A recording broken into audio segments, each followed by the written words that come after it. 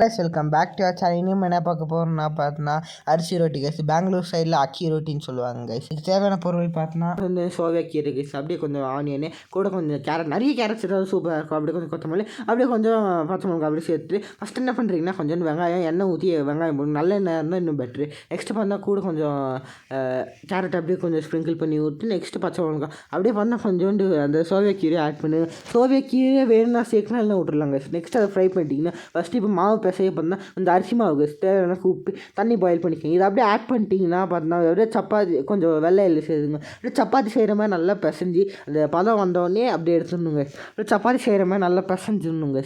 பாருங்கள் அப்படியே பார்த்தீங்கன்னா சப்பாத்தி மாவு மாதிரி ரெடி வச்சு பாருங்கள். ஒரு 2 மினிட்ஸ் விட்டோன்னா அப்படியே ரெடி ஆயிருங்க. அப்படியே வந்து கொஞ்சம் பட்டர் ஷீட் எடுத்து எண்ணெய் தடவிட்டு இதை அப்படியே தட்டிட்டு அப்படியே வந்தால் போட்டோன்னா ரெடி கைஸ். அவ்வளோ தான், கொஞ்சம் வெள்ளை எள்ளு ஸ்ப்ரிங்கிள் பண்ணால் முடிஞ்சு. இந்த வீடியோ உங்களுக்கு பிடிச்சா மறக்காமல் லைக் பண்ணுங்கள், சப்ஸ்கிரைப் பண்ணுங்கள், நம்ம சேனல் மறக்காமல் ஷேர் பண்ணிடுங்க.